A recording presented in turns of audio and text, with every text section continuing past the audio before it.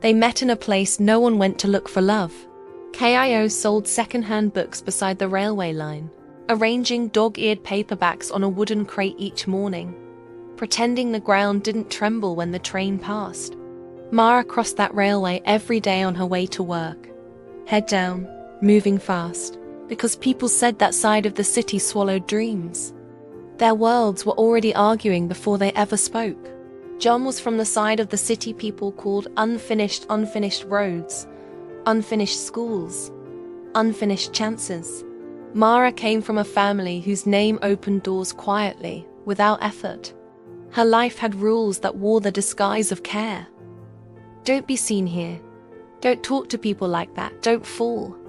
The first time she stopped, it was because a book fell. A thin paperback slipped from John's crate and landed at her feet just as the train roared past. She picked it up without thinking. The cover was faded, the title almost erased. "Does it still know its own ending?" she asked, holding it up.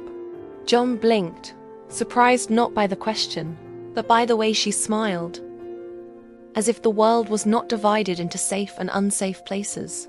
"Only if someone reads it," he said. That was all. She bought the book for more than it was worth.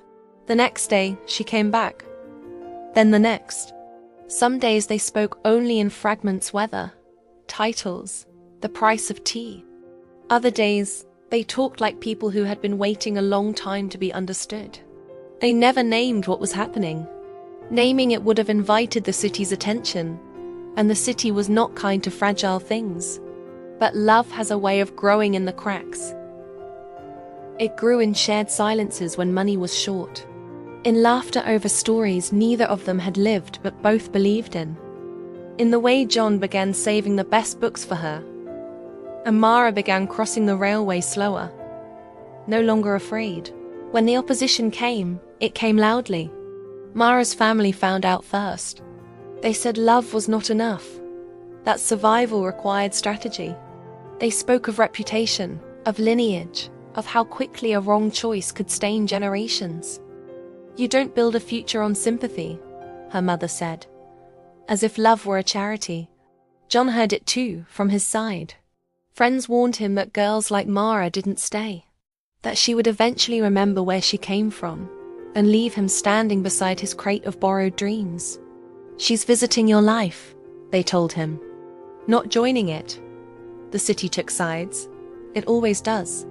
For a while, fear almost won. Mara stopped coming for 3 days. John rearranged his books again and again, pretending not to watch the railway. When she returned, her eyes were red, but her voice was steady. "They want me to choose," she said, as if love is a betrayal. John wanted to tell her to choose herself, to choose safety, to choose the world that would not punish her for loving him. Instead, he said, "What do you want?" She looked around the train, the dust, the books that had survived many hands and still had stories to give. "I want a life that doesn't ask me to be smaller to fit." They didn't run away. They didn't stage a rebellion. Their resistance was quieter and more difficult. Mara stayed. John grew. Together they built something slow and stubborn. A reading space replaced the crate. Children came, then parents, then people who had once crossed the railway without looking up began to stop. Opposition did not disappear, it softened, then hardened again, then softened once more. Some doors remained closed. Others opened reluctantly. Love, they learned, does not always conquer, but it endures. Years later, someone would ask how they made it work when everyone was against them. Mara would smile and say, "We didn't try to prove them wrong." John would add, "We just refused to disappear."